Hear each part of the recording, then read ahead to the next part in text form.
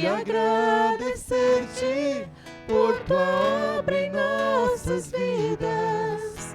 Confiamos em teu infinito amor, pois só tu és o Deus eterno sobre toda a terra e céu.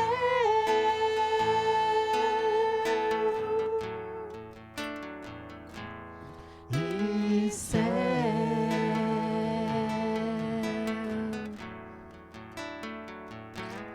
E céu. Amém. Amém. E se você conseguisse sentar-se um pouco mais para frente, será que poderíamos nos sentir um pouco mais acolhidos? Eu vou convidá-los então, você não é forçado a isso. Mas se você puder receber o meu convite, inclusive os que estão no sol, eu vou pedir que venham para cá. Porque se todos quiserem um lugar ao sol, não teremos a possibilidade. E como aqui somos todos nivelados pela cruz de Cristo, somos todos iguais, eu vou te pedir que, por gentileza, venha se aquecer da fé, venha se aquecer próximo dos seus irmãos, não é? Nessa manhã fria de final de julho, estamos no inverno ainda, né? Queridos, nós queria agradecer a gentileza dos que atenderam o pedido. E eu quero te convidar a orar também. Vamos consagrar as nossas vidas ao Senhor. O que você veio buscar aqui nessa manhã? O que te trouxe aqui nessa manhã? Alguém lhe forçou? Foi a sua consciência? Você tem que ir na igreja hoje? Já não fui essa semana, tenho que ir agora. O que você veio buscar? Uma coisa é o que comunicamos externamente. Então, por exemplo, às vezes quando a gente encontra alguém, a gente sorri. Mas por dentro estamos angustiados. Por fora mostramos paz, mas por dentro estamos como aquele mar revolto, quando Jesus usou essa metáfora para se referir à paz que ele tinha para trazer. Não se turbe o vosso coração. O que você veio buscar aqui nessa manhã? E o que Jesus tem para lhe oferecer? Poderia haver um desencontro entre o que você veio buscar e o que Ele quer te oferecer?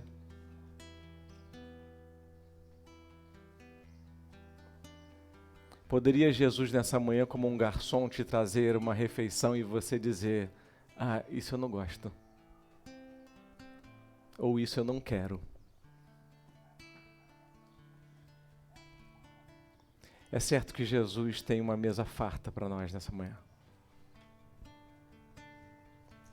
Mas é necessário que estejamos em sintonia com a verdadeira fome dos nossos corações, que não pode ser saciada por nada mais além do que o grande cozinheiro do céu tem para nos oferecer nessa manhã. Vamos orar. Pai, obrigado por estarmos juntos nessa manhã. A tua graça nos permitiu dormir, acordar. Tua graça sustenta o nosso respirar. Tua graça mantém nesse momento a nossa mente viva, atenta, vigilante.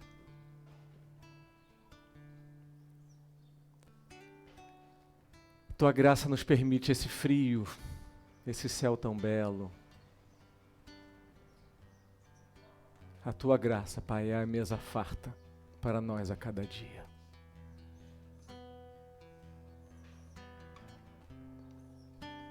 E só a tua graça, Pai, basta.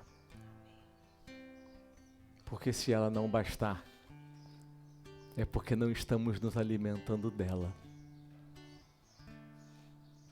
queremos comer muito mais. Pai, que nessa manhã a nossa fome seja daquilo que o Senhor tem para nós. Que nós não venhamos a passar dizendo, quando não recebemos a Tua graça, isso eu não quero. Eu quero isso. Vem nos visitar nessa manhã, Pai, com a Tua graça restauradora, nutritiva. Porque a Tua graça, ela é o que faz a vida valer a pena de fato. É ela que nos renova, nos restaura. É ela que traz a verdadeira alegria, Pai, que vem do contentamento com o Teu alimento. Vem nos visita nessa manhã, Pai, com a revelação da Tua bondade. Porque essa é a grande fome dos nossos corações, Pai. Nos sentirmos amados, aceitos e compreendermos o valor que temos para o Senhor, Pai. Nós bendizemos o Teu nome, Pai. Colocamos o nosso guardanapo, pegamos os nossos talheres, posicionamos os nossos pratos e pedimos que o Senhor nos alimente. Em Jesus oramos. Amém e amém. Amém. Vamos nos colocar em pé? Vamos louvar o nosso Deus. A Ele toda a honra e toda a glória. E nessa manhã linda que Ele está nos proporcionando para estar aqui, nós vamos louvar. Eu te agradeço, Deus, porque um dia o Senhor se lembrou de cada um de nós. E por isso nós o louvamos, nós o exaltamos. Então eu convido você para bater palmas. Vamos nos aquecer, vamos louvar ao nosso Deus e que Ele esteja conosco a cada instante. Amém?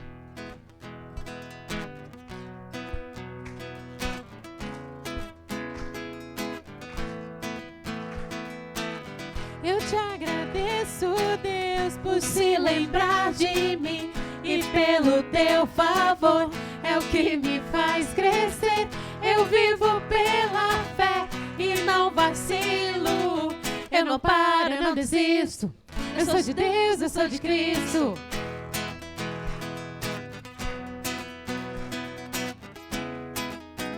Eu te agradeço. Eu te agradeço, Deus, por se lembrar de mim e pelo Teu favor é o que me faz crescer. Eu vivo pela fé e não vacilo. Eu não paro, eu não desisto. Eu sou de Deus, eu sou de Cristo. Você mudou a minha história e fez o que ninguém podia imaginar. Você acreditou e isso é tudo. Só vivo pra você, não sou do mundo não. A Ele a honra, a glória, a força e o louvor a Deus e o levantar das minhas mãos é pra dizer que te pertenço, Deus.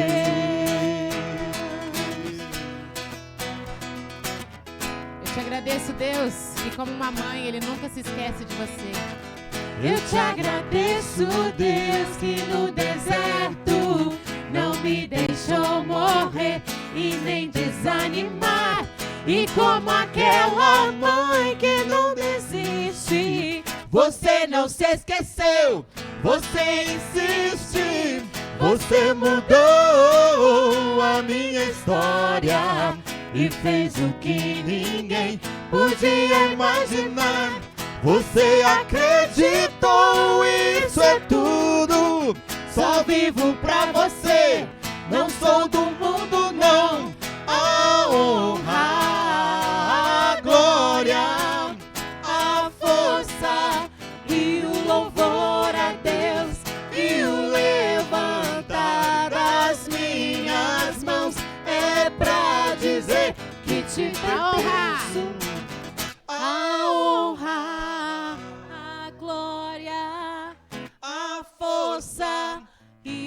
louvor a Deus e o levantar das minhas mãos é pra dizer que te pertenço, Deus,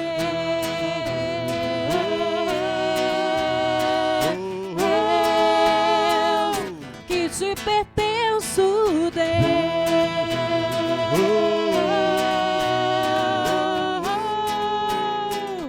que te pertenço, Deus. Você pode louvar ao Senhor com as palmas? E quando nós batemos palmas, nós estamos nos aquecendo, nós estamos louvando a nosso Deus. As palmas e as vozes são o louvor que você pode dar com o seu corpo para Deus. Então, quando num cântico fala, e ao erguermos as mãos, você está erguendo a mão para Ele, não é para quem está do seu lado. Então, quando tiverem cântico, sinta-se à vontade. Erga as mãos, diga para Ele, Pai, eu estou aqui. Eu estou aqui para te louvar, para te exaltar. Porque com o nosso corpo, com a nossa voz, é o melhor instrumento que nós temos para dar toda a honra, toda a glória e todo o louvor a Ele. Amém? Por isso nós vamos louvar, que eu vejo a glória do Senhor hoje aqui. Que a glória do Senhor está aqui, está em cada detalhe. Está no irmão que está ao seu lado. Então louve, exalte ao nosso Deus. Amém?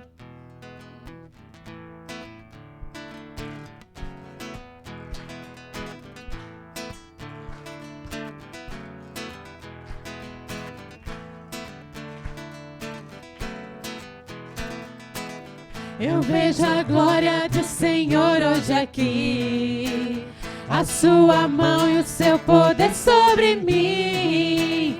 Com os céus abertos hoje eu vou contemplar o amor descer neste lugar. Eu vejo a glória. Eu vejo a glória do Senhor hoje aqui, a sua mão e o seu poder sobre mim. Os céus abertos hoje eu vou contemplar o amor descer neste lugar. Eu quero ver. Eu quero ver agora o seu poder, a sua glória inundando meu ser. Vou levantar as mãos e vou receber. Vou louvando teu nome, porque eu sinto o Senhor me tocar. Eu quero ver agora o seu poder, a sua glória inundando meu ser. Vou levantar as mãos e vou receber. Vou louvar o teu nome, porque eu sinto o Senhor me tocar. Aleluia, aleluia, aleluia, aleluia, aleluia, aleluia, aleluia. Eu vejo a glória do Senhor hoje aqui, a sua mão, o seu poder sobre mim. Os céus abertos hoje eu vou contemplar o amor descer nesse lugar. Eu quero ver agora o seu poder, a sua glória inundando meu ser. Vou levantar as mãos e vou receber. Vou louvando o seu nome, porque eu sinto o Senhor me tocar. Eu quero ver agora o seu poder, a sua glória inundando meu ser. Vou levantar as mãos e vou receber. Vou louvando o teu nome, porque eu sinto. Vou louvando o teu nome, porque eu sinto o Senhor me tocar. Vou louvando o teu nome, porque eu sinto o Senhor me tocar. Amém, glória a Deus. Os irmãos podem se assentar? Vamos ter nosso momento de amor.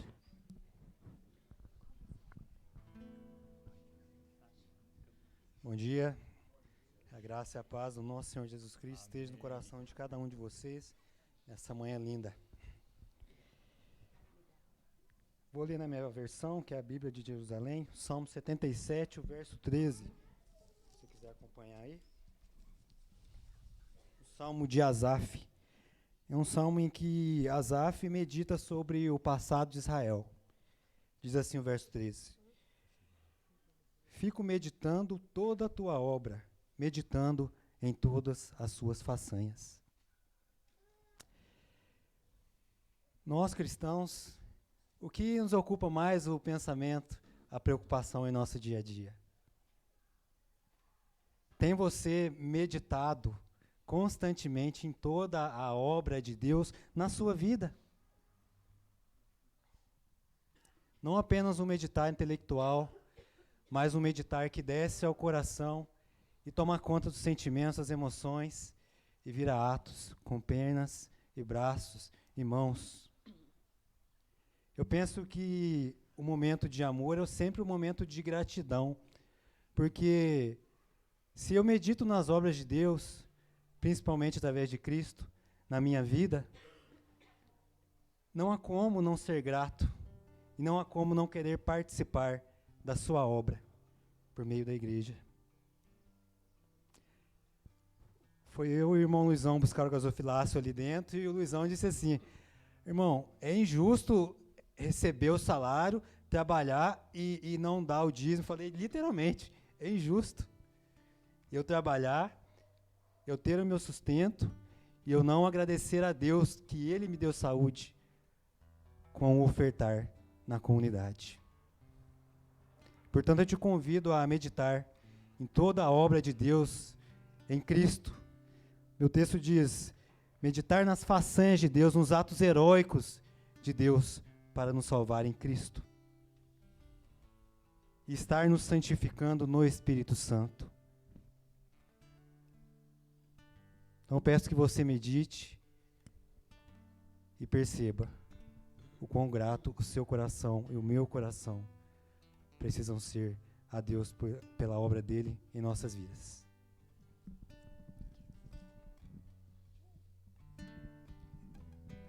Vamos nos colocar em pé novamente? Vamos louvar dizendo que eis-me aqui, Pai. Usa minha vida, seja feita a tua vontade. E o meu convite nessa manhã é que você se entregue, como diz esse cântico, me derramar, e dizer a Ele tudo o que você sente por Ele. Dizer que você o ama, que você é grato por Ele. Então se entregue, exalte.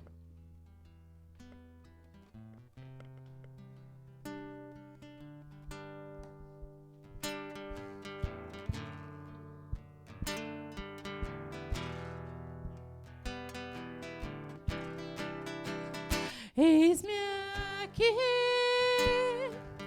outra vez, diante de ti abro meu coração, meu clamor, tu escutas e fazes cair as barreiras em mim. És fiel, Senhor,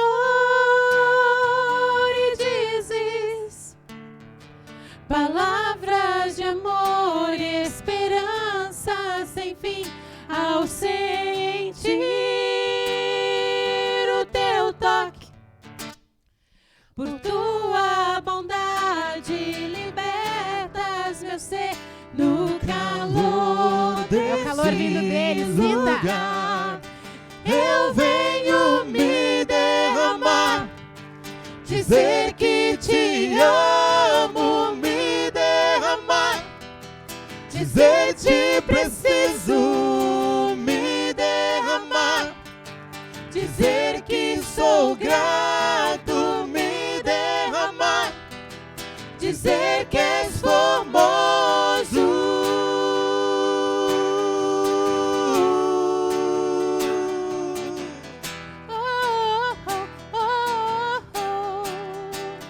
Eis-me aqui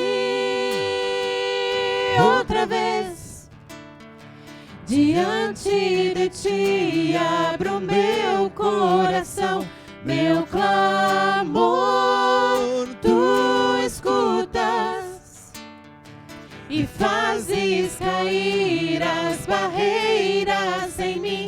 És fiel, Senhor, e dizes palavras de amor e esperança sem fim. Ao sentir o teu toque, por tua bondade libertas meu ser no calor deste lugar. Eu venho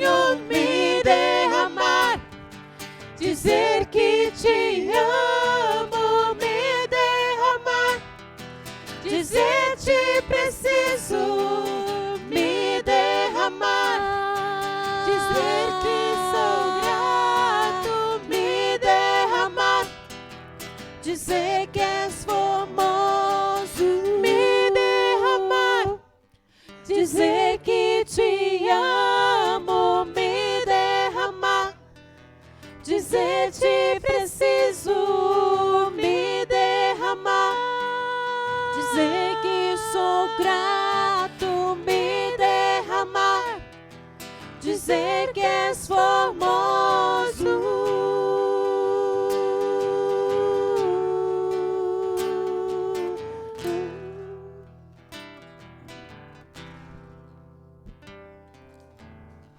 Amém. Obrigada, Jesus. Os irmãos podem se sentar?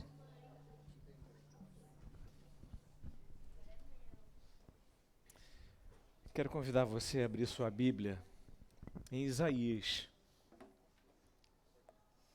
Isaías capítulo 55. Você que é membro da igreja, eu queria te desafiar a não vir para a reunião da igreja sem a Bíblia. Nós nos reunimos dominicalmente para estudar a Bíblia. É o nosso livro, é o nosso livro de estudo. Livro de estudo. Sei que muitos já usam o aplicativo, mas de fato é muito importante, até para a manutenção da nossa atenção e da retenção também, a memória, olharmos o texto, né, lermos o texto. Isaías 55.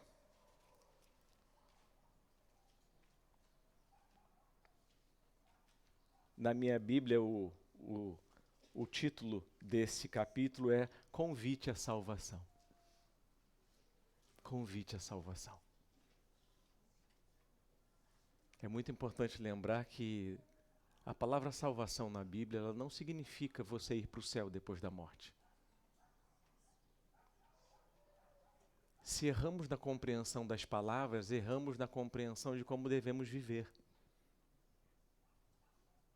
Lemos o texto e dizemos, eu quero a salvação. Mas será que você está esperando e pedindo aquilo que Deus está lhe dando? A palavra salvação na Bíblia significa cura. O que o Evangelho quer fazer é a restauração do nosso ser, em todas as dimensões. Não é um convite apenas para uma mudança geográfica, é um convite para uma mudança de consciência. Aliás, a palavra arrependimento significa expanda a consciência. E quando eu expando a consciência, isso afeta todo o meu ser.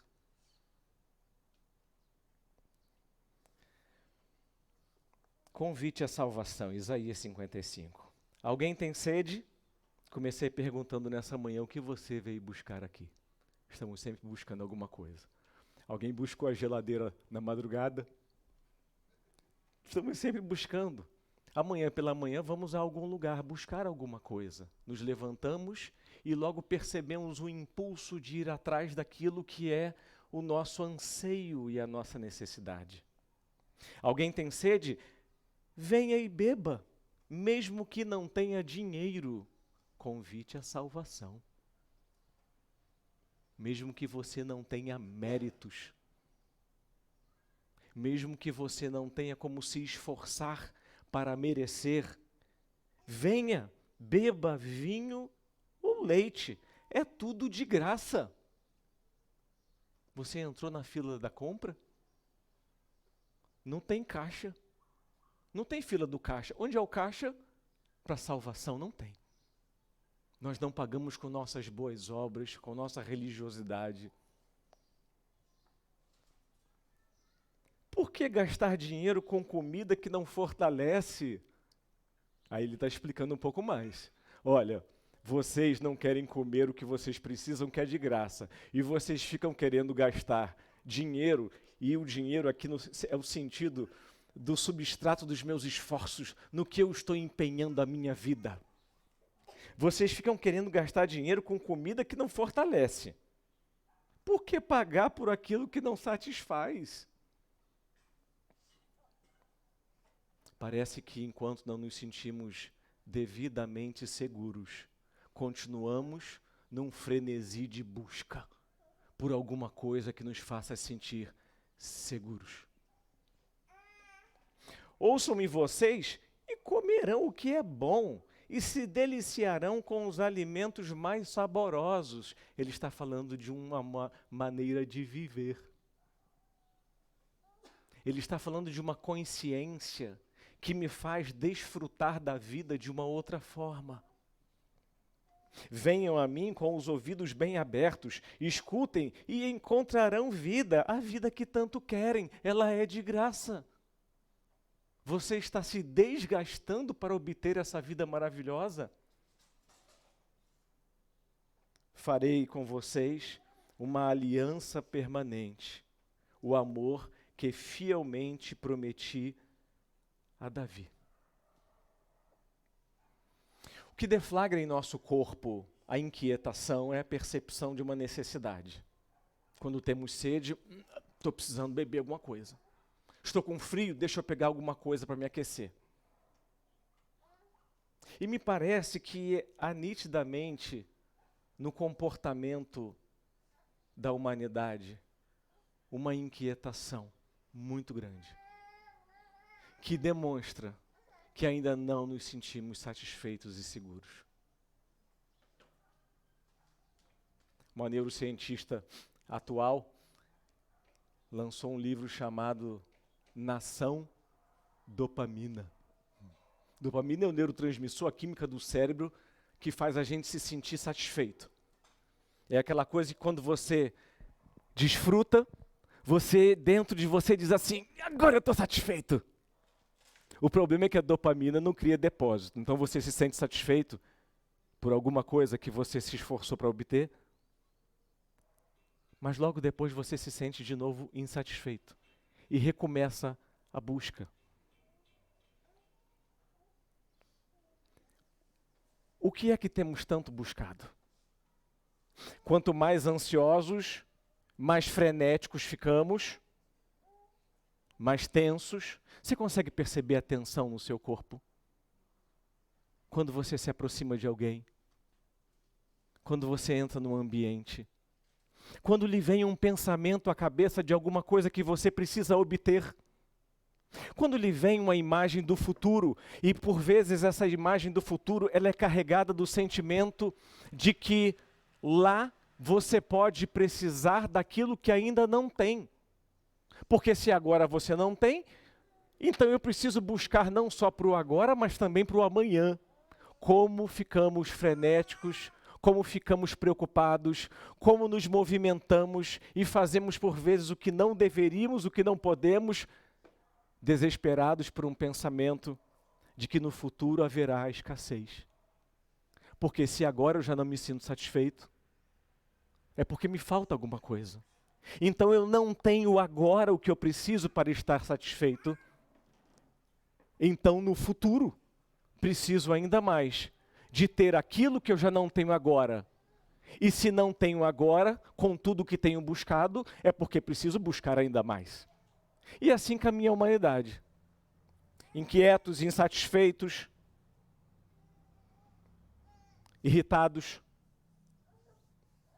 com raiva. Quanto mais frenéticos, menos amorosos.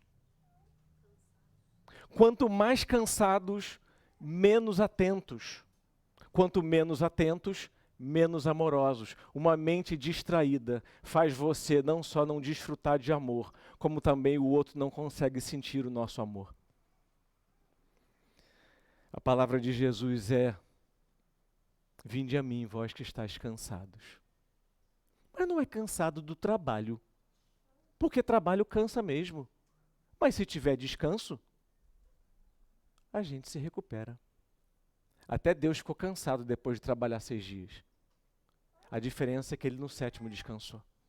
E nós no 7º estamos com a mente ainda em busca de alguma coisa. Ao invés de uma mente tomada da percepção da abundância. O que Isaías 55 e a Bíblia toda e o Evangelho vem nos dizer é: há um erro cognitivo na mente de vocês e no coração de vocês, que o Evangelho veio corrigir. O erro cognitivo é: o mundo é escasso. O amor é escasso. Não tem para todos. Então lute e pegue o seu. Consiga o seu e consiga o seu para os seus.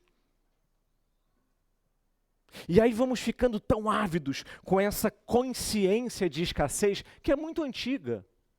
que é muito antiga, que é primitiva. Aliás, dizem os especialistas que a base do nosso cérebro, eu ia precisar aqui agora daquele, será que tem como alguém trazer para mim? O flip chart. Dizem os especialistas que a base do nosso cérebro é o aprendizado de experiências muito básicas para a sobrevivência, um impulso muito básico para a sobrevivência. Dizem os especialistas que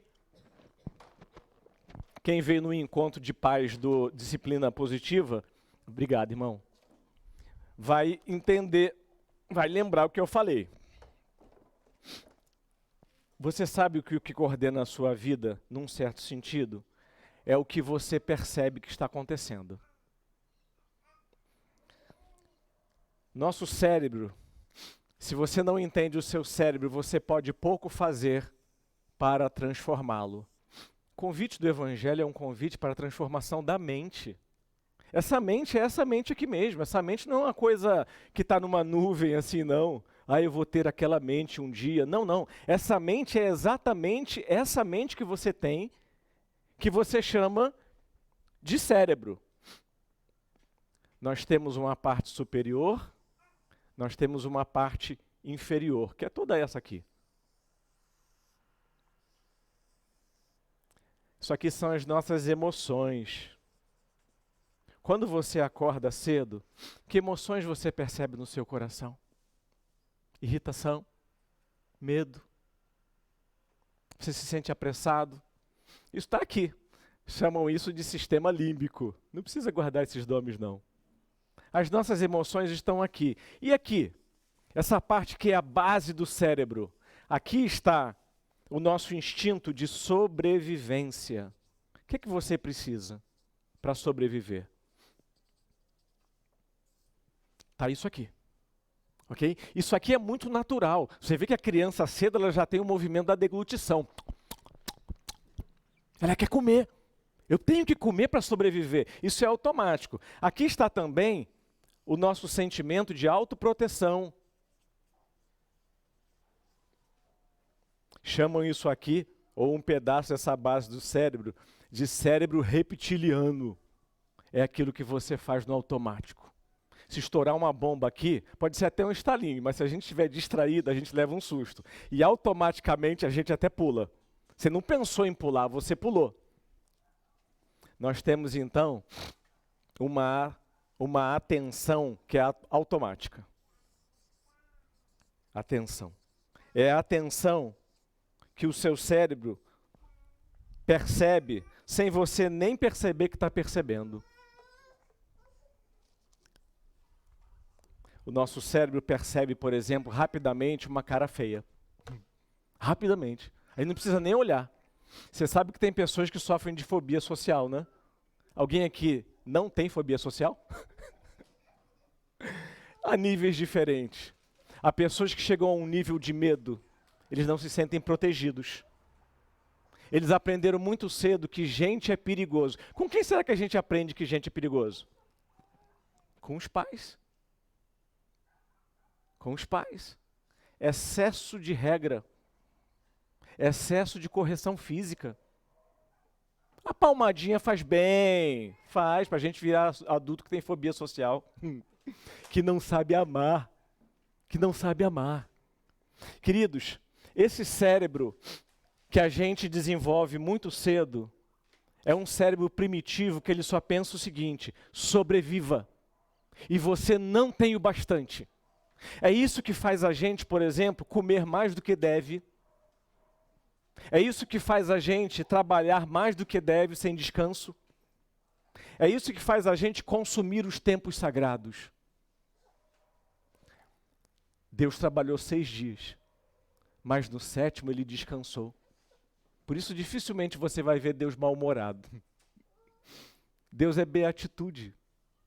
O que nós fazemos quando estamos num estado de medo, numa sensação de que não temos ainda o bastante, nós entramos num estado de inquietação. Nós perdemos a atenção porque estamos focados na sobrevivência. E começamos a consumir os tempos sagrados. Nós não temos mais um dia para pensar.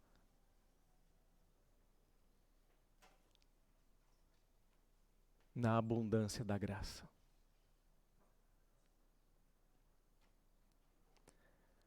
E aí então comemos o domingo, ou seria o sábado, mas no nosso caso, como cristãos, a gente pensa no domingo como um dia para nos lembrarmos da abundância.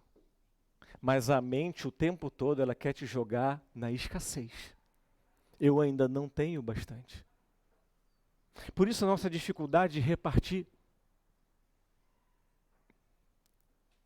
E por vezes, inclusive quando repartimos pensando que estamos marcando pontos com Deus.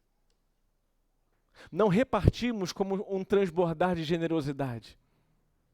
Repartimos para merecer a graça. O que obviamente não traz descanso.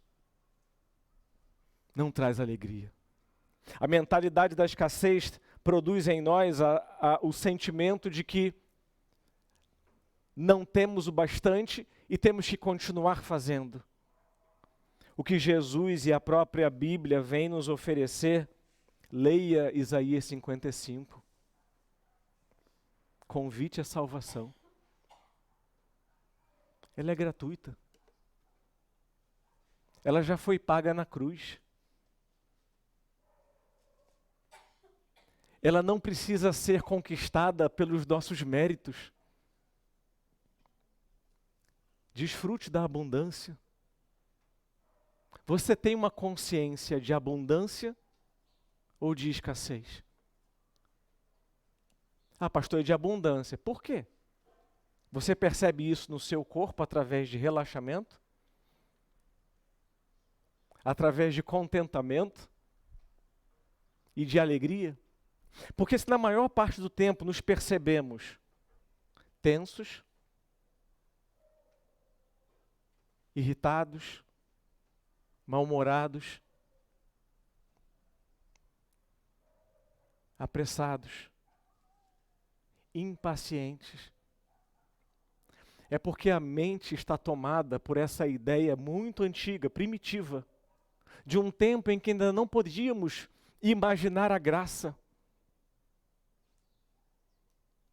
A nossa mente ainda está funcionando num estado de escassez. Jesus disse: vinde a mim todos vós que estáis cansados e sobrecarregados. Na igreja nós começamos a ensinar essas coisas para vocês, né? Os pastores falam essas coisas. O amor de Deus, a salvação, a graça. Isso tudo são ideias novas, diferentes dessas ideias antigas, ou dessa ideia antiga de escassez. Essa ideia ela é muito primitiva. Eu preciso comer. Eu preciso ter segurança. Eu tenho que acumular. Eu não posso repartir. E quando eu reparto, mas o que eu ganho com isso? É um repartir com mentalidade de escassez. É um repartir que quando eu dou, eu não sinto aquilo que Jesus falou, dei-vos será dado. Eu só posso dar de fato e o meu coração se encher de alegria por dar. A Bíblia diz que deve haver maior alegria em dar do que receber. Querido, mas isso só pode ser sentido no coração se de fato eu vivo numa consciência de abundância. É o que Isaías está falando. Venha, coma. Não precisa comprar, não. Tem um monte. Tem para todo mundo. É vir, venha ao Salvador. Entre. O que é o batismo? O batismo é um convite para entrarmos na mentalidade da abundância. A abundância da graça. A graça é abundante. Deus não ridica a graça, Deus não ridica perdão. E entenda, a graça não é apenas perdão, a graça é tudo o que precisamos para viver bem. O problema é que na mentalidade da escassez, não achamos que temos o bastante. Então nos matamos de trabalhar. temos dificuldade de descansar, de tirar férias. Ah, pastor, mas eu não tenho dinheiro para tirar férias, né? Ué, mas lazer não custa nada. Lazer é começar a plantar um jardim. É jogar um cancan com os filhos. Lazer é de graça. A gente se pendura numa árvore e brinca. A gente cria um brinquedo em casa com os filhos, joga ioiô, joga peão, faz uma pipa. Entretenimento é caro. E o entretenimento causa em nós a sensação da escassez. Desperta em nós. Ah, isso eu não tenho. Então, se eu não tenho, eu tenho que ter, porque se eu tiver, então eu me sinto realizado e seguro. Essa é a mentira da mentalidade da escassez. Você ainda não tem o que precisa para ser feliz. Mas vem o Evangelho, vem o Senhor Jesus e diz, olha, eu tenho para vocês uma alegria que ninguém pode roubar. A sua alegria tem sido roubada, querido. Você tem se pego excessivamente preocupado, não amado, não querido. A mentalidade da escassez, ela é muito poderosa, porque ela é o que o mundo sem Deus ensina. Não há o bastante. E aí então pensamos em ir para Deus. E vamos para Deus para pedir o que Ele não quer nos dar. A Bíblia fala, você pede e não recebe porque pede mal. O que temos pedido ao Senhor? Você tem pedido alegria ao Senhor? Você tem pedido o fim do medo que toma conta do seu corpo quando você pensa na escassez? Mas e amanhã? Esse salário de miséria que a gente ganha. A gente ganha pouco ou a gente gasta muito? A comida está cara, é verdade. Temos que nos ajustar. Mas você já comeu tudo assim que queria? Ontem aqui havia abundância de comida. E eu ficava olhando o ir e vir de muitos, com os seus pratinhos voltando à mesa muitas vezes, e eu ficava impressionado como as pessoas conseguiam comer tanto. E é quase que aquela coisa mesmo, né? Uai, tem que comer, por quê? E se faltar? A gente não pensa nisso dessa maneira, mas a sua mente primitiva pensa nisso o tempo todo. E essa mente muito antiga, ela começa a fazer associações erradas. Aí quando você fica triste por alguma coisa, você quer resolver isso com comida. Aí quando tem, inclusive, alguém perto da gente que não come, você está bem? Parece que está tão raro ver alguém satisfeito. Estou bem. O apóstolo Paulo diz isso, né? Estou bem. Tenho o bastante. Sei ter muito, sei ter pouco. Não me sinto seguro a partir da percepção do acúmulo. Me sinto bem por desfrutar da abundância que já tenho e que todo dia é concedida, a graça de Deus. Aí a gente vem para a igreja, você vem para cá domingo de manhã, o pastor começa, né, a falar, gente, abundância. Isso vai entrando aqui, ó, nessa mente, essa mente que a gente chama de neocórtex. Neocórtex. O novo córtex. Aí vai entrando aqui. E você gosta, você ouve isso, você diz assim, nossa, que bonito. Ah, que legal. Ah, eu quero isso para mim. Geralmente os sermões são seguidos de um apelo e a gente fala, quem quer isso? Todo mundo fala, eu quero.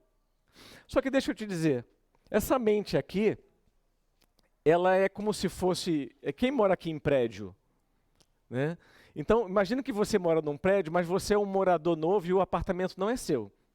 Então, quando tem confusão no condomínio, você sabe que o pessoal mais antigo, que é dono do prédio, dono do apartamento, eles têm um voto peso 2, né? E você que está lá alugado, uma coisinha nova, né? Então, Quando tem conflito no condomínio, o que é conflito no condomínio? Uma notícia ruim que chega. Olha, a empresa essa semana vai ter que demitir 20%. Reúne o condomínio, temos que conversar. Olha, fiz um exame, tive um diagnóstico difícil.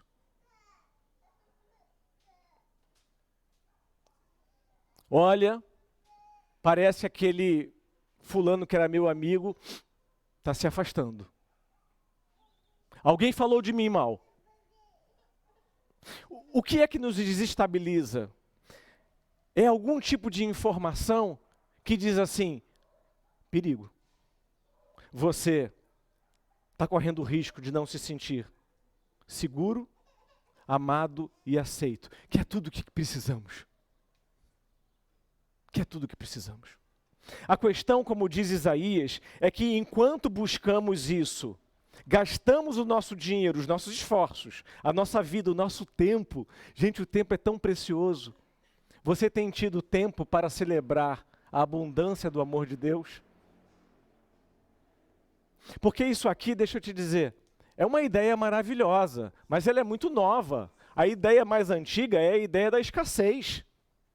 Farinha pouco, meu pirão primeiro. Aí a gente consegue comprar um carrinho, aí vem alguém e diz assim, já que você vai ter um melhor. Uai, mas eu estava tão feliz. O problema é que a gente olha para o lado, né? E aí do lado encosta um carro melhor, e aí começa a inquietação. E eu começo o quê? A buscar. Eu começo a ficar tenso. Eu tenho que ganhar mais.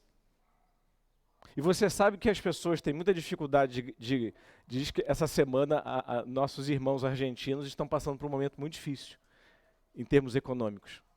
E, por incrível que pareça, sabe o que eles estão fazendo? Gastando mais ainda. Gastando tudo que tem. Porque a inflação está tão alta que assim, gasta logo tudo. Porque amanhã esse dinheiro não vale mais nada. Que loucura, que desespero. Principalmente se a nossa segurança, de fato, vem daquilo que achamos que nós conquistamos apenas com os nossos esforços. Vem uma notícia ruim, e essa ideia que você ouviu hoje, domingo, e você vai sair daqui tão felizinho, né?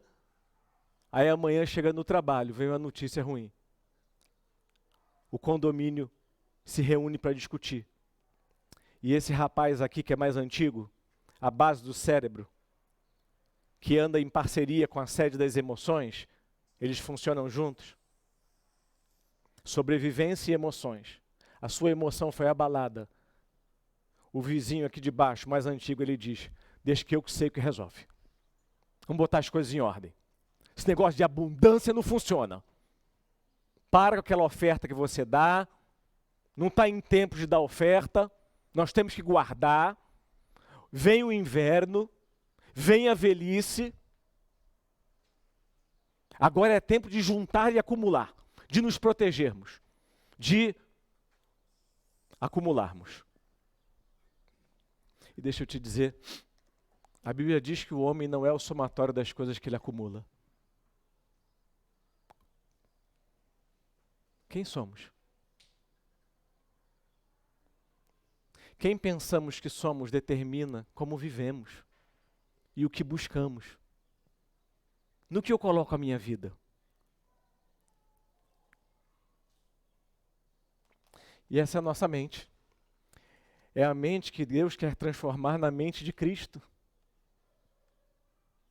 Mas se você não entender como isso funciona, que nós temos uma tendência básica a pensar na escassez, mas o Evangelho vem e começa a nos revelar um novo mundo, para que nós possamos desenvolver uma nova consciência. A consciência se manifesta a partir da atenção. Por exemplo, você entra numa padaria, você olha o quê? Você sai na rua e onde é que está o seu olhar, o seu foco? Para onde você olha?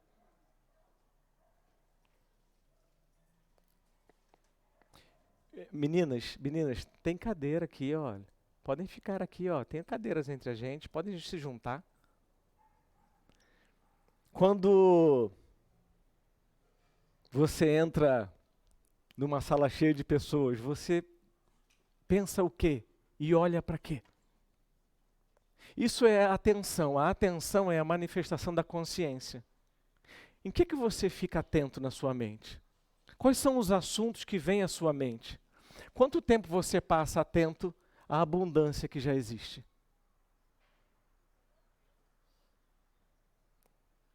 Quanto tempo passamos agradecendo pelo que já temos? E que, num certo sentido, acredite, você realmente se dispôs a mudar a sua mente para a mente que Cristo nos oferece? Cristo diz que tudo é graça. Você se sente um escravo do trabalho? Você se sente realmente ainda tomado de apreensão pela possibilidade de não ter?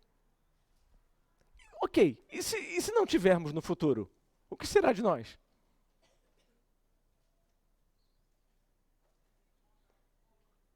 E se passarmos por um momento, eu e você, em que perderemos a capacidade de nos sustentarmos?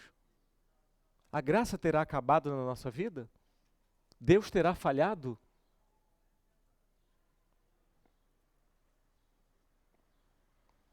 Você tem investido, querido, prioritariamente a sua vida, os seus esforços, a partir da mentalidade de escassez? Quando a mentalidade de escassez é o que domina os nossos corações, nós temos dificuldade de viver em paz. Estamos o tempo todo inquietos. Eu ainda não tenho, e quando eu tenho eu fico com medo porque eu posso perder. Então eu também não posso, eu tenho que guardar, e quanto mais guardar, melhor. Eu não posso repartir. Eu preciso, então, me manter inquieto. Porque sou eu que sustento a minha vida. Não é a graça. É a graça. Isso mantém a gente desatento. Lembra? Você se sente como se sente, conforme aquilo que você pensa. No que a sua cabeça pensa? O que você imagina que é a solução da sua vida? O que é a solução da vida, pastor? É o que vai fazer a gente se sentir bem. Como eu aumento meu bem-estar? A mentira da mentalidade de escassez é tendo tudo o que você precisa para se sentir bem. Bastante comida, bastante dinheiro, bastante proteção. Isso é uma mentira que nos faz consumir os tempos sagrados. A gente não tem um dia sequer para descansar a mente. Até no dia que deveríamos investir, pelo menos num dia, para que a nossa mente comece a desfrutar mais da realidade. Qual é a realidade? O que é a realidade, queridos? A realidade, a verdade, é o que Jesus nos ensina. Ou você não acredita nisso?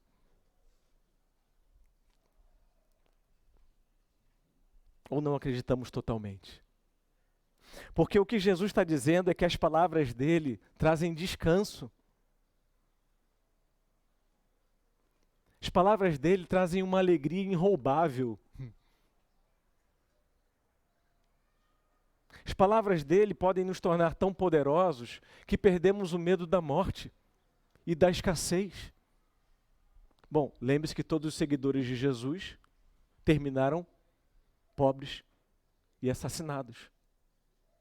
Mas parece que havia algo naqueles homens, como o apóstolo São Paulo, que também foi crucificado, foi sacrificado, martirizado. Havia algo neles que os que conviveram com eles disseram: eu quero ser como ele. Isso começou com Jesus, claro, mas depois os seus seguidores, aqueles que de fato viviam as palavras de Jesus, eles começavam a viver com um tal poder que eles tinham a conta bancária de um mendigo, mas viviam com a dignidade de um imperador, com a segurança de um imperador.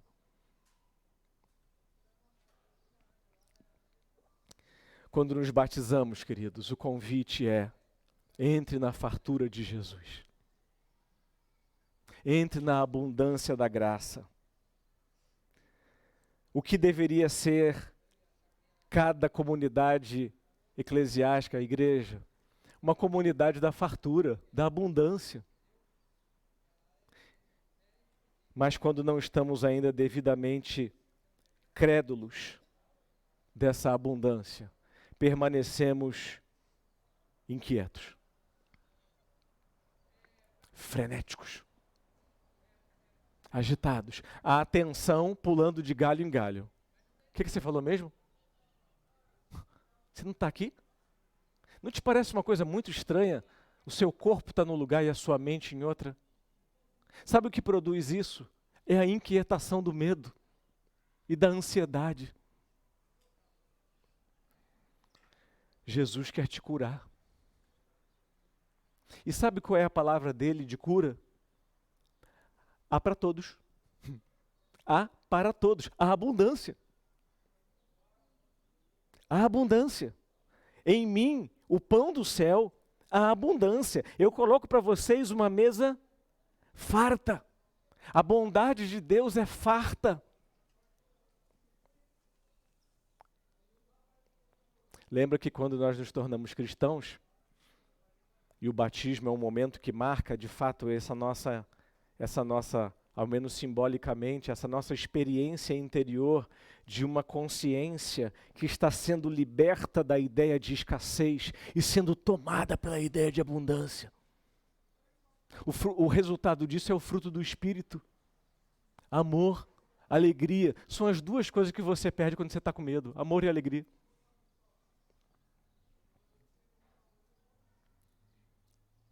Quando nós nos tornamos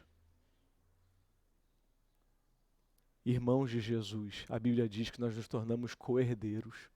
Você se sente co-herdeiro? Às vezes eu ouço o povo falando assim: não, eu tenho que trabalhar muito porque eu não recebi herança, né? Recebeu. Você acha que não recebeu? Você não acredita? A Bíblia é um livro de historinha para você ainda? Isso na segunda-feira não funciona? Você é tomada pela ideia da abundância momentaneamente, até a hora do churrasco, né? Eu quero ver na hora do churrasco que você está se sentindo satisfeito, se você está faminto. É pouco, é pouco, é pouco. Entra logo na fila, faz logo esse prato. E come. Não sente sabor, não. Tem que engolir. É sobrevivência. Você é co-herdeiro do quê? Diz a Bíblia, das infinitas riquezas da graça. Querido, isso toma o seu corpo? Isso faz você dormir bem? Ah, pastor, mas o tanto de boleto que eu tenho, vai ver os boletos. Muda a vida. Vamos viver de uma maneira que nós não tenhamos que consumir o sagrado, engolir o sagrado, sem desfrutar do sabor do sagrado, da abundância, para pagar boleto.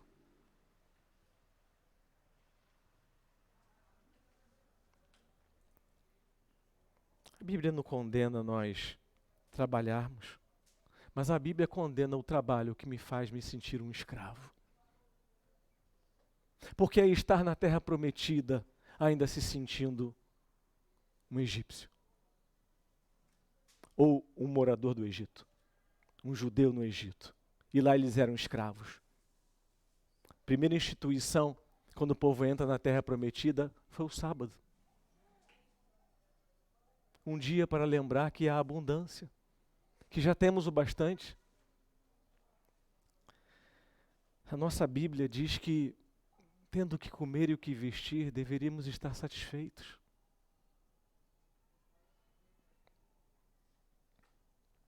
E eu queria te dizer que o pessoal do marketing entende isso muito bem.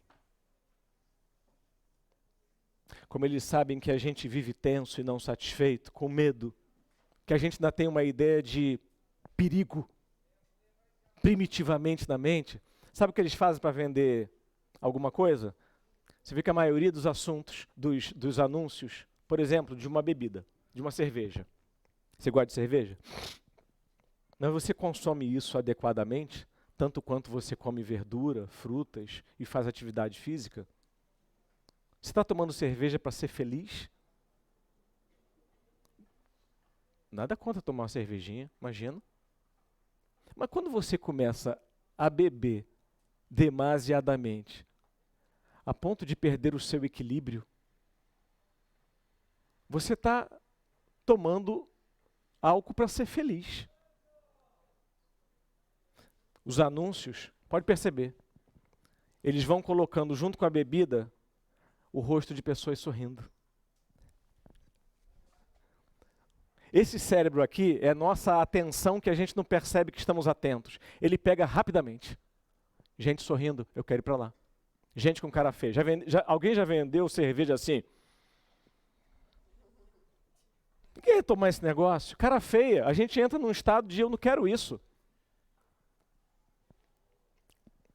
As pessoas que têm muita fobia social, um dos tratamentos que eles fazem, eles colocam a pessoa que tem medo de gente, medo de se aproximar, medo de ambiente. Aí não tem não, pastor, mas deixa eu te dizer, ir excessivamente para ambiente com muita gente é medo também. Tanto o excesso de introversão como o excesso de extroversão é medo. Quando a gente está bem, a gente está presente e reage conforme as demandas. Querer agradar demais todo mundo é estar num estado de medo. Isso não é amor. O amor, por vezes, tem que ser firme. Isso eu não concordo. Eu amo você, mas eu não vou por esse caminho com você. E eles então colocam uma pessoa que sofre de fobia social, um sofrimento muito grande, diante de uma tela. E tem nessa tela uma plateia, como eu estou diante de vocês aqui. Imagina que vocês fossem uma tela e eu sou a pessoa que sofre de fobia social. E aí então, o tratamento é apenas esse. Eles colocam a pessoa diante da tela, tem lá a foto de um monte de gente, como se fosse uma plateia ali olhando para ele, só aquilo ali a pessoa já fica, né, tensa. E a orientação é a seguinte, olha, cada vez que acender um flash, você aperta esse botão. O botão não significa nada, é só para ancorar a experiência. E para a pessoa se manter distraída.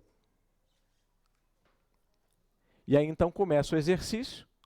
É uma sala escura, a tela está acesa na frente dela, é uma plateia, e os flashes começam. Acendeu, é muito rápido, ele aperta o botão. Acendeu, aperta o botão. O flash vai acendendo só no rosto de pessoas que estão sorrindo. Mas ele não percebe isso. Ele não percebe isso aqui. Essa mente de cima é lerda, tá? É lerda para aprender. Ela aprende coisas novas, mas ela é lerda para aprender, para perceber. Esse cara aqui não perde nada. A região subcortical do cérebro dele começa a olhar, a prestar mais atenção nos rostos felizes, sem perceber. Ele está só apertando, vendo o flash. A ansiedade social dele acaba. Percebe a importância da atenção? A nossa atenção, o que prestamos atenção, para onde você está olhando todos os dias? Olhando a partir de dentro, qual é a sua consciência, a sua tomada de consciência? Quando você sai para viver o seu dia, você está entrando num mundo que é abundante de graça? Ou num mundo que é cheio de perigos, gente que não presta, gente perigosa?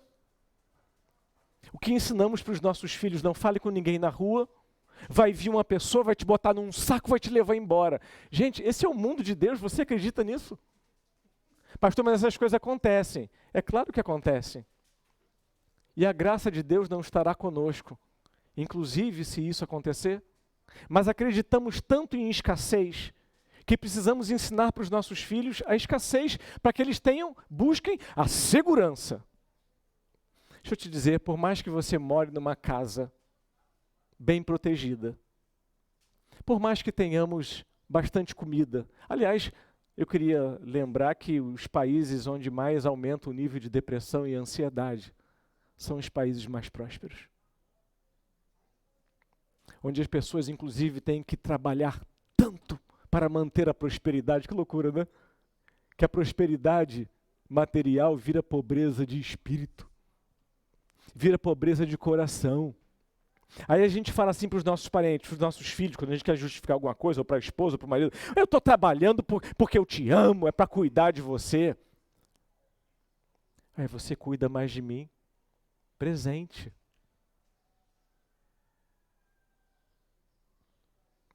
Jesus chama você e a mim para uma vida, queridos, de abundância.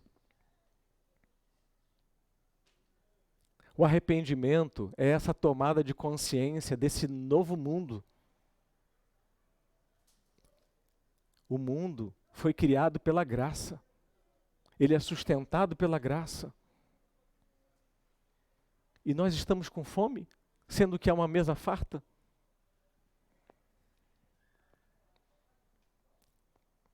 Na Santa Ceia que nós vamos celebrar no próximo domingo, existem 4 verbos muito importantes. Diz que ele tomou o pão, ele abençoou o pão, ele partiu o pão e ele entregou. Verbos da abundância. Um convite à Santa Ceia a entrarmos na abundância de amor e na abundância de recursos. Tomar, abençoar, partir, distribuir. É assim que você tem feito com o seu tempo? Você tem tomado o que você tem? Você tem dado graças pelo que você tem? Você tem ficado apenas com aquilo que precisa de fato? E o resto você distribui? Esses são os verbos que libertam a nossa vida para esse mundo de abundância. Mas nós faríamos mais ou menos assim. Eu pego tudo que eu posso pegar. Eu não tenho tempo para abençoar porque eu tenho que pegar mais. Eu não tenho tempo para agradecer. Eu não reparto, eu escondo. E eu distribuo para os meus.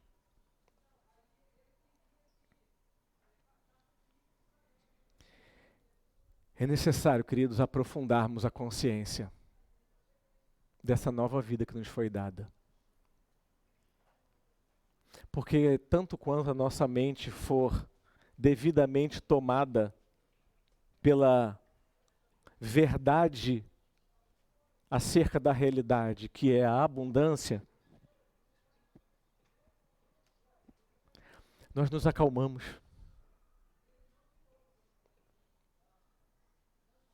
Nós paramos de comer por ansiedade, de gastar por ansiedade, de acumular por ansiedade, de querermos fazer sempre mais alguma coisa por ansiedade. Já estamos satisfeitos. Já temos e temos em abundância. Já temos e temos em abundância.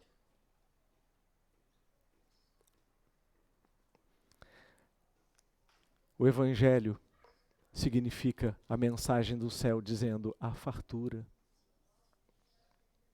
A fartura de perdão, a fartura de aceitação. Muito dos nossos esforços é para nos sentirmos aceitos. Eu não vou nesse lugar, não tenho roupa nova. Inconscientemente, você não pensa nisso, mas essa mente aqui de baixo está buscando o tempo todo segurança. Parte do que significa segurança, prestígio. Muita coisa que a gente põe na nossa vida não tem a menor necessidade. É mera busca de segurança porque associamos segurança com prestígio. É por isso que nos sentimos tão bem quando, né, estamos elegantes ou estamos, né, podendo demonstrar algum tipo de posse. Mas passam uns dias, né, a gente está de novo se sentindo mendigo, ao invés de filho do imperador, filho do rei, co-herdeiro das riquezas. Voltamos a funcionar como pessoas que estão na escassez. Eu não tenho, eu sou pobre. Pobre de alegria, pobre de gratidão, pobre de bem-estar, pobre de genuína alegria, genuíno contentamento. Não confunda a euforia com alegria. Alegria é contentamento. Euforia a gente tem quando faz uma coisa que a gente queria, compra uma coisa que a gente queria, etc. Mas dura algum tempo só. Jesus falou de uma alegria que ninguém mais pode tirar de você e de mim. Amanhã, a maioria de vocês, muito provavelmente, não vai se lembrar de que há abundância. A maioria vai viver, como disse Jesus no Sermão do Monte, aqueles que se percebem ansiosos por ter segurança. E ele fala que nós deveríamos olhar para os pardais e para os lírios do campo. A sua atenção vai para as criaturas de Deus? Alguém já viu um cachorro tenso, preocupado? Vida de cachorro. Não, estou vivendo uma vida de cachorro. Deve estar vivendo muito bem. Porque os cães são felizes. Os cães não ficam preocupados com o amanhã. Ah, pastor, mas também, né? Também o quê? Jesus está falando que a gente tem que olhar para os animais, porque é uma lição nos animais. E a lição dos animais é contentamento. Já viu um cachorro obeso? Só esses cachorros criados dentro de casa. Porque aí o bicho fica tão ansioso. Porque a gente tira ele do mundo que Deus criou para ele. E o mundo que Deus criou, o animal sabe, é um mundo de abundância. Mas ele dentro de casa, ele fica tão ansioso, porque ele não pode pular, ele tem que ser o nosso bichinho. Quer dizer que isso é uma violência, viu? Faz mal aos animais ficarem num ambiente tão controlado, tão protegido, tão limpo. Aí dá banho no cachorro, o cachorro tem que ficar cheiroso. Por quê? Tem que cheirar o cachorro. A gente tem que cheirar a gente. A gente quer cheirar. Tá cheirosinho. Ih, tá fedido, mamãe não te quer. Que mamãe? Cachorro não é seu filho. A gente mistura tudo. A gente mistura tudo. E depois o bicho morre, a gente fica irrecuperável. A gente entra em luto. Porque a gente passa a ter com o animal uma intimidade que na realidade é controle. Ah, mas ele sabe que eu gosto dele, ele sabe que você dá comida. Ele sabe que você né, protege ele. E a gente começa a ter com o animal uma intimidade que a gente deveria construir com os nossos iguais. Aí a gente quer um cachorro para ser nosso amigo. E a gente a cada 3 meses muda os nossos relacionamentos porque a gente não consegue aprofundar. Porque alguém faz algo que a gente não gostou e a gente se afasta porque a gente não vive em abundância. O nosso perdão é escasso. Queridos, precisamos de uma mudança de mentalidade. De uma mudança de coração. Quanto mais frenéticos, mais amedrontados e menos satisfeitos. Pastor, como é que a gente pode resolver essa mente? Pastor, também tem defeito? Deus já colocou o que a gente precisa. Tem uma região aqui no meio, que é uma região que integra o cérebro. Que é uma região que pode fazer a ideia da abundância descer de fato para o seu corpo. E você ser curado.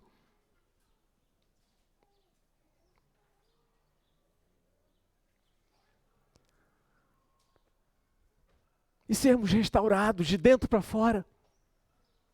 E nos tornarmos felizes por nada.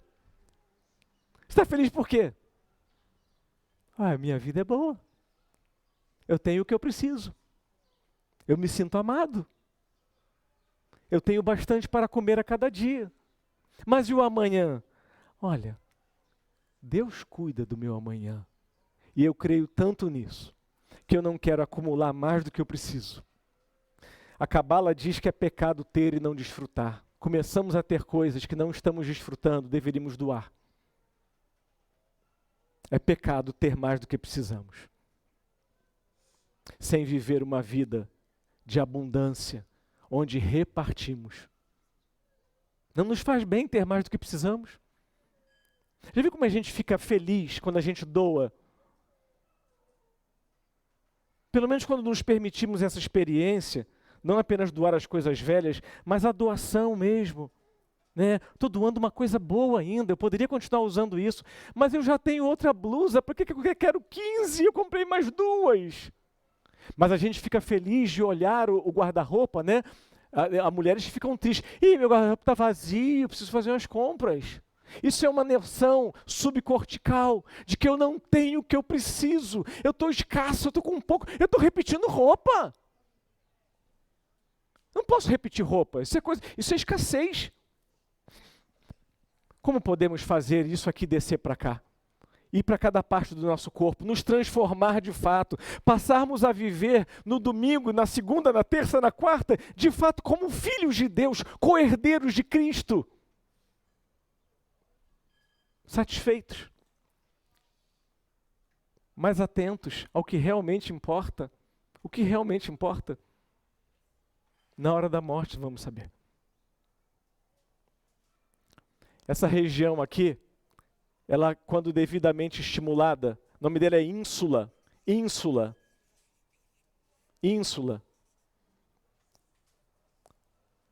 Ela promove a integração. Aí quando esse cara se desespera aqui, ele fica nervoso por alguma notícia, aí ele sente fome. O que tem a ver uma notícia que tem fome? Mas é que o cérebro mistura tudo, entendeu? Eles não se comunicam bem. Fogo no parquinho. Aí o vizinho mais antigo fala, tem que sobreviver. Trabalha mais, guarda mais, não doa, cancela a tua oferta. Deixa que o missionário Deus te cuida, você tem que se virar. Deixa que o projeto semente que Deus que cuide das sementinhas dele. Eu vou cuidar das minhas sementes. Agora não posso. Já percebeu que quando a gente sente insegurança, a primeira coisa que a gente corta é a doação?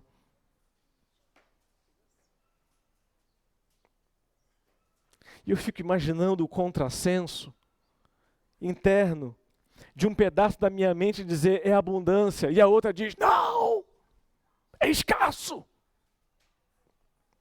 Como que podemos integrar essa mente? Eu chamo a mente integrada de a mente, é aquilo que Paulo fala de a mente de Cristo. O que é a mente de Cristo? É a mente do Filho do Rei do Universo.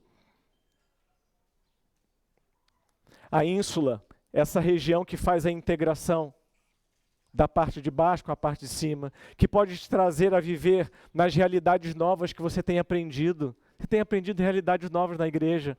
Elas funcionam na sua conta bancária. Elas funcionam na maneira como você se alimenta, como você lida com um conflito, quando alguém lhe ofende. Nós vivemos numa dimensão de abundância, de despreocupação, além do que deveríamos ter, de fazer apenas o bastante para vivermos dignamente. A ínsula, essa região que integra a mente e pode fazer com que a abundância venha morar, olha, uma ideia que estava aqui em cima, venha a se tornar também uma crença da base do seu cérebro. Como eu posso trazer a consciência nova do Evangelho para a base do meu funcionamento organísmico, do meu organismo? A ínsula faz isso. A ínsula, ela promove isso quando nós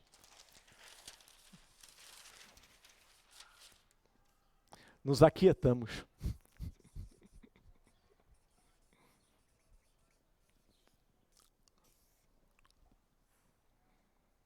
Quando você presta atenção no que você já tem, quando você contempla o que já tem.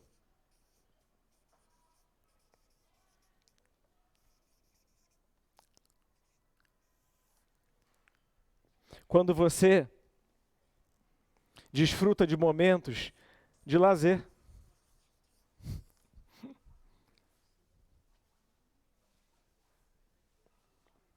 Quando você apenas olha os pardais, os lírios, você começa a levar a sua atenção para o que já tem. E nós começamos então a nos sentir mais felizes. Quando damos atenção ao que temos e não ao que não temos.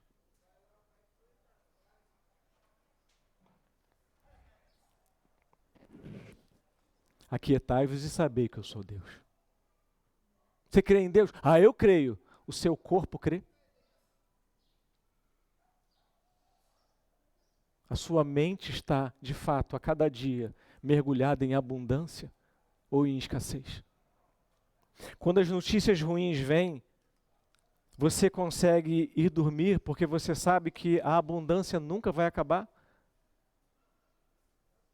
E se eu tiver necessidades, a graça vai me sustentar? Essa nova identidade que o Evangelho quer nos trazer é uma identidade que muda a nossa maneira de viver, queridos. Mas apenas se começamos a aprofundar a nossa experiência da fé.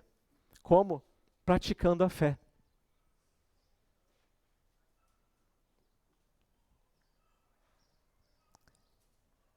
Vivendo a segurança do alimento pactual. Pacto é um compromisso. Deus te deu um alimento que é um pacto. E Ele disse, nunca vai te faltar. É isso que celebramos na ceia, o alimento do pacto. O pão e o vinho. Você tem se sentido nutrido emocionalmente, existencialmente, do pão, do pacto? Você é amado. Você está seguro. Ei, calma, desfruta. Para que tanta preocupação? Você não é Deus. Queridos, como nos deixa tenso o excesso de tentativa de controlar o que não controlamos. O que alguém vai pensar de nós, o que alguém vai dizer de nós. Se teremos amanhã.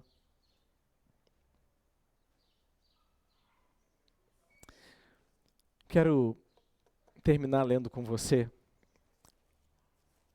a carta de Paulo, de São Paulo aos Romanos. Se você não puder ler mais nada na Bíblia, leia Romanos. Se você compreender o que está escrito nesse livro, olha, inclusive o capítulo 5 de Romanos, ele de uma outra forma vai dizer a mesma coisa que Isaías 55. A fartura, a abundância, sente-se e coma. Quanto mais temos excessos na vida, menos estamos satisfeitos.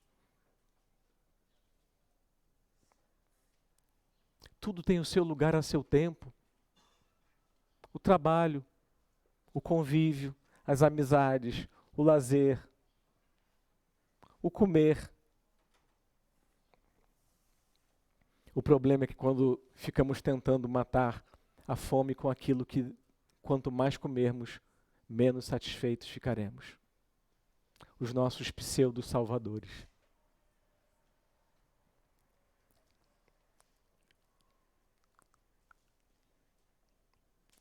O título na minha Bíblia é A Fé Produz Alegria.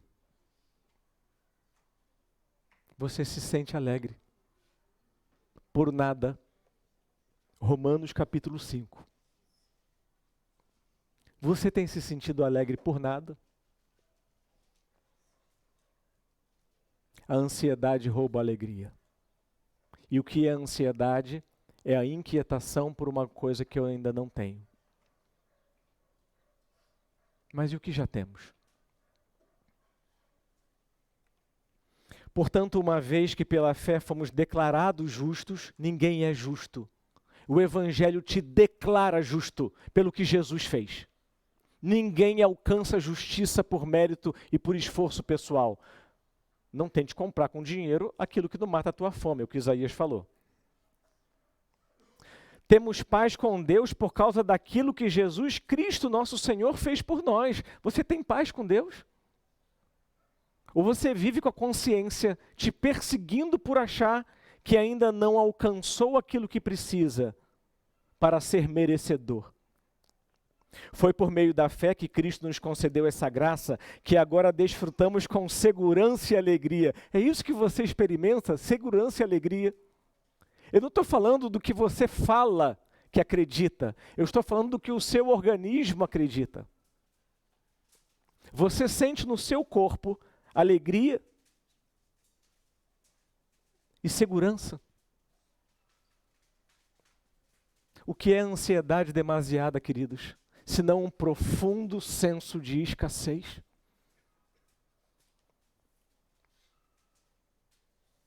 Foi por meio da fé que Cristo nos concedeu essa graça que agora desfrutamos com segurança e alegria, pois temos esperança de participar da glória de Deus. Também nos alegramos ao enfrentar dificuldades e provações. Como você fica quando você enfrenta dificuldades e provações?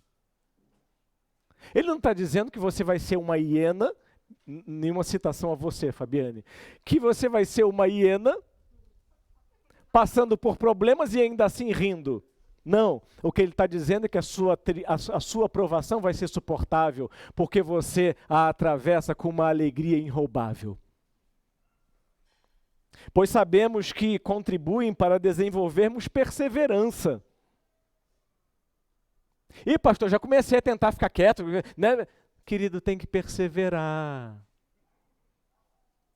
Você fez isso um mês e parou? Você começou a ter o seu momento a sós com Deus, 15 dias, 21 dias é um dia de tempo de transformação. Não, querido, isso é besteira. A transformação vai demorar anos, mas ela acontece se a prática for consistente. Não é você ficar falando besteirinha na sua cabeça. Eu estou seguro, nada vai acontecer. É você falando a palavra da verdade na sua cabeça. E a perseverança produz caráter aprovado. E o caráter aprovado fortalece nossa esperança. Está faltando esperança, está faltando perseverança e caráter aprovado.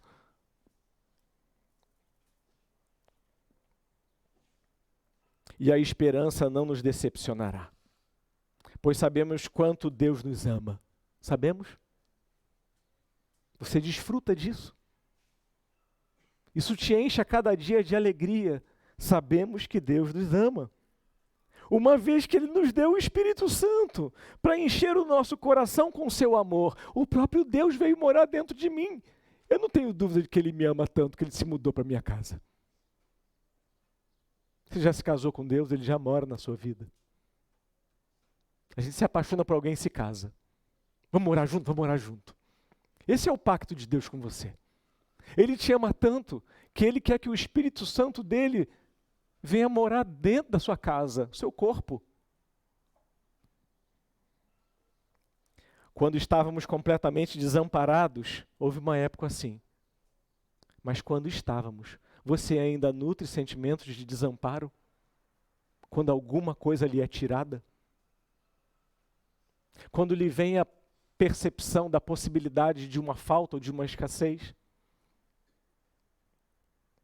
Você ainda se sente enfrentando sentimentos de profundo desamparo quando algo lhe decepciona? Cristo veio na hora certa e morreu por nós, pecadores. Verso 7 agora. É pouco provável que alguém morresse por um justo. embora talvez alguém se dispusesse a morrer por uma pessoa boa. Mas Deus prova seu grande amor ao enviar Cristo para morrer por nós quando ainda éramos pecadores. E, uma vez que fomos declarados justos por seu sangue, certamente seremos salvos da ira. Certamente seremos salvos da ira, não tenha dúvida disso. Porque não depende de você. Depende desse grande amor que ninguém pode deter. Nem mesmo você. Maior é Deus do que o nosso coração quando nos condena, diz o apóstolo João. Pois se quando ainda éramos inimigos de Deus, nosso relacionamento com Ele foi restaurado pela morte do seu Filho, agora já estamos reconciliados, certamente seremos salvos por sua vida. Agora, portanto, podemos nos alegrar em Deus. Querido, você se alegra em Deus. Há uma alegria que vem de uma fonte que jamais se esgotará, o amor de Deus por você. Agora, portanto, podemos nos alegrar em Deus, com quem fomos reconciliados por meio de nosso Senhor Jesus Cristo. Quando Adão pecou, o pecado entrou no mundo e com ele a morte, que se estendeu a todos, porque todos pecaram. É fato que as pessoas pecaram antes que a lei fosse concedida, mas porque ela não existia, seus pecados não foram levados em conta. Mesmo assim, o tempo de Adão até o tempo de Moisés, todos morreram, incluindo os que desobedeceram a uma ordem explícita de Deus, como Adão desobedeceu. Na verdade, Adão é um símbolo, uma representação daquele que haveria de vir. Mas há uma grande diferença entre o pecado de Adão. Preste atenção no que o texto vai dizer agora. Há uma grande diferença entre o pecado de Adão e a dádiva de Deus. Pecado não tem o poder da dádiva. Pecado é experiência de escassez. Eu tento me entupir de coisas que não vão nunca me suprir. O pecado é o excesso de um coração que não se crê amado. Por isso que a certeza do amor produz um santo. E não a ameaça do inferno.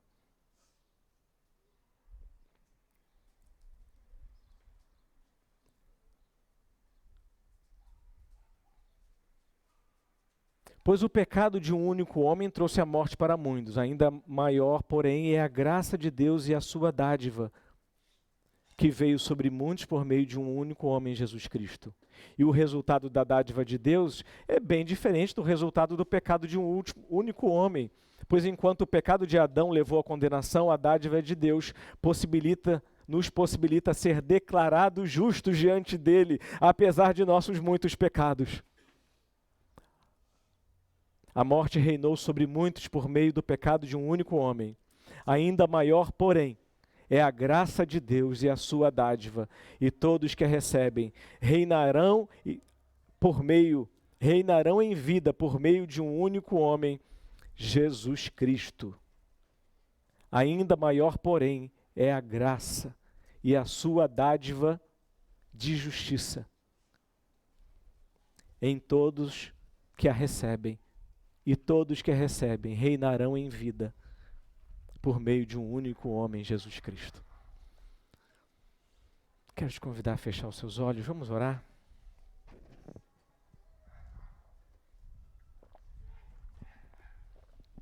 Há uma inquietação natural no organismo quando é percebida uma falta necessária. Quando temos fome, devemos comer. Mas quando você começa a comer além do que deveria, isso não é mais apenas fome, isso é insegurança. É legítimo estarmos atentos, porque existem perigos no mundo.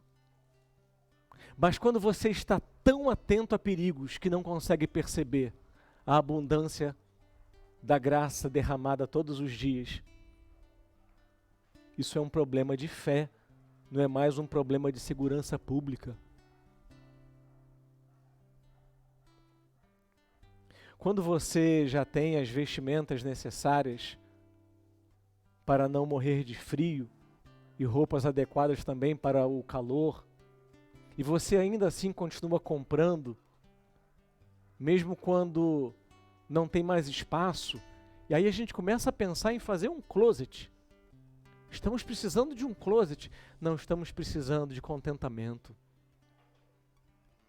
Não é mais que vai fazer você, querido, e eu nos sentirmos seguros. Pastor, mas Deus vai me livrar de tudo? Não, a graça te faz suportar tudo. Ainda que a possibilidade da escassez.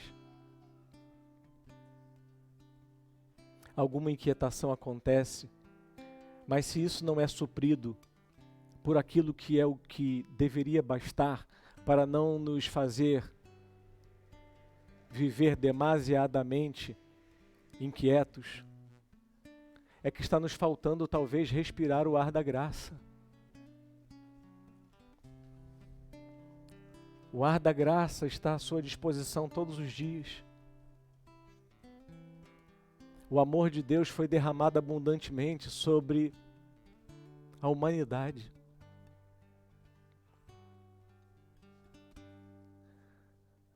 E isso não depende de nós, é graça. Você percebe a tensão indo embora do seu corpo a cada dia, na medida em que você confia mais em Deus? Ou será que temos buscado Deus para Deus abençoar os nossos esforços para termos mais ou para mantermos o que já temos? Isso é uma oração contraditória. Paulo pediu a Deus 3 vezes que Deus o livrasse de um espinho na carne. Eu não sei o que é aquele espinho, mas Paulo usa uma metáfora bem dramática para descrever o sofrimento que ele estava passando, ou a dor que ele passava, a vergonha. Ele diz, é a mesma coisa esse espinho que o diabo está batendo na minha cara na frente de todo mundo. Imagina um apóstolo. O diabo vem e bate na cara do pastor Felipe, aí você diz assim, o pastor Felipe já sabia, o diabo ia fazer com ele isso mesmo. O pastor Felipe não era lá essas coisas. Mas é Paulo. Você entende a estatura desse cara, desse apóstolo? Deus permitiu uma situação de humilhação na vida dele. Não é nada prestigioso o diabo, o capeta, tá fazendo com a cara de um apóstolo, ok? Isso não faz bem para o currículo de um apóstolo. Apóstolos deveriam sempre fazer os capetas fugirem. Esse não fugiu de Paulo. E Paulo pede a Deus, ele pede a Deus 3 vezes, Senhor, me livra do espinho. Talvez alguns especialistas dizem que era uma doença crônica. Alguns imaginam que poderia ser a visão dele que estava indo embora, ele estava ficando cego, ele que gostava tanto de ler. Outros diziam que era uma humilhação familiar. Não se sabe, mas era de fato uma experiência de algo que estava sendo tirado dele, ou prestígio, ou autoridade. Você prefere a autoridade ou a graça? Você prefere mais poder ou graça? Porque a resposta de Deus para ele é, Paulo, não vou te livrar dessa, Paulo. Nessa você vai entender ainda mais, Paulo, o que é a minha graça. Porque a minha graça é um poder que só pode se fortalecer quando você tira a sua confiança de qualquer coisa na qual você se sustentava, como um falso Deus. A minha graça te basta, porque o meu poder se aperfeiçoa na sua fraqueza. Nos alegramos nas fraquezas, como oportunidades de desfrutar e de entender ainda mais da graça. Esse é o convite de Deus para você e para mim. Sim, trabalhe, prospere, se relacione. Mas cuidado, não há refúgio verdadeiro em nenhum falso Deus. E a insegurança é fruto de que ainda não estamos de fato confiando no que esse Deus nos falou. Logo, Ele ainda não é o nosso Deus. Ainda não nos aquietamos. Pastor, o que nos falta? Contentamento. A prática da palavra. A organização da vida por meio da fé. Para que então a fé desça da cabeça para a base do cérebro, para o coração, para os pulmões, para o estômago, para o intestino. Deus tem para você uma vida de paz e de alegria, querido. Isso é gratuito. Se você não está desfrutando, é porque você está tentando encontrar a segurança em algo que não pode lhe dar. Tentando comprar a comida que a sua alma precisa, o seu coração, a sua mente. A comida que não pode matar essa fome. Comida que pode matar essa fome, ela é gratuita. Mas ela precisa ser saboreada com calma. Precisamos contemplar o que Deus já tem nos dado. Precisamos saborear o que temos. A sede por algo novo não significa tédio, significa superficialidade. Querer sempre algo novo, uma novidade. Sabe qual é a novidade? A graça. Deixa eu ver como a graça hoje vai se mostrar. Deixa eu ver nesse problema que eu estou passando como a graça vai me sustentar. Deixa eu ver nesse novo ciclo que a minha vida está começando, para uns o envelhecimento. Para outros uma mudança que a vida trouxe nas mudanças que a vida sempre traz mesmo. Para outros, a oportunidade de desfrutar de um novo sabor inigualável da graça será uma perda. Querido, mas não tente encontrar segurança naquilo que não pode lhe dar. Você já é coerdeiro.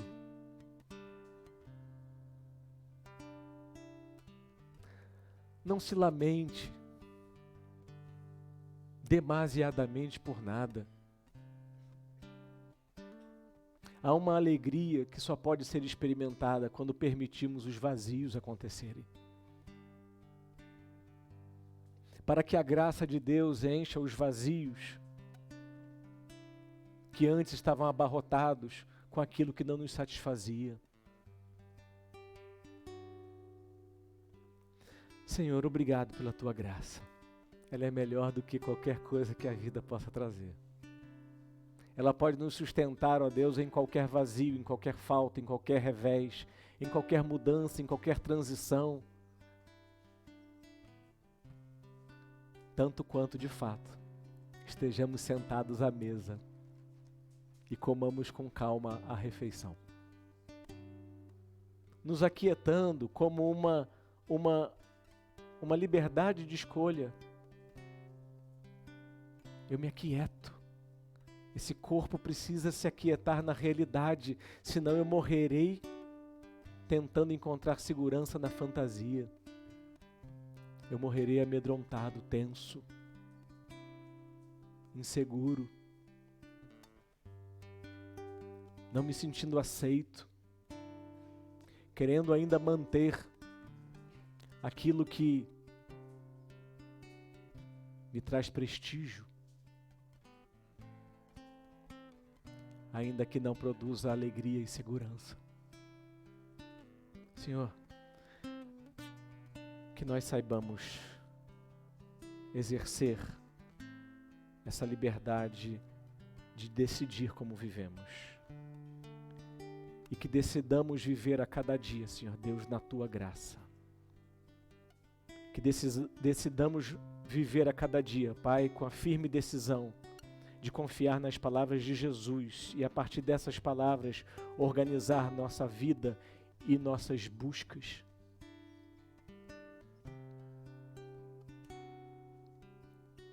Que possamos ser conhecidos, Pai, como uma cidade farta.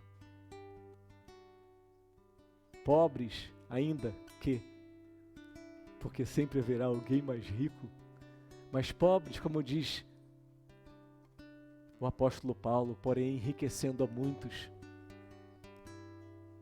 porque temos em abundância aquilo que não pode ser comprado, mas podemos repartir a graça, repartir o pão, repartir o perdão, repartir a misericórdia, repartir alegrias, repartir lágrimas, repartir contentamento. Que assim seja, Senhor Deus. Que possamos viver na abundância da graça, reinando em vida, ainda que não sendo tido como os poderosos da terra, porém, de fato, vivendo sobre uma consciência tal de abundância, que muito pouco nos fará sentir felizes e contentes, tendo o bastante. Abençoa-nos assim, Pai, que nós saibamos usar os dias sagrados, os momentos sagrados, criar espaços sagrados para desfrutarmos da abundante graça. Por Jesus nós oramos. Só por Jesus. Amém e amém.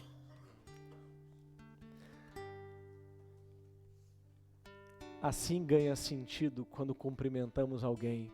A graça e a paz do Senhor Jesus Cristo estejam sobre a sua vida. Você pode dizer isso para os seus irmãos? A graça seja contigo, a graça e a paz do Senhor se derrame sobre você, do seu jeitinho, mas é tudo o que precisamos, queridos, é da graça.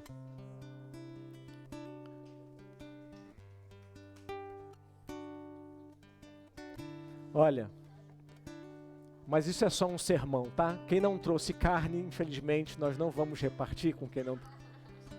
Olha, trouxemos mais do que precisamos e há bastante para todos. Mesmo que você não tenha se programado, eu queria te convidar para ficar conosco. E eu te garanto que vai haver carne para todos, há alimento para todos, porque quem trouxe vai repartir e todos poderemos nos satisfazer com o que temos. Beijo no coração de todos. Deus os abençoe.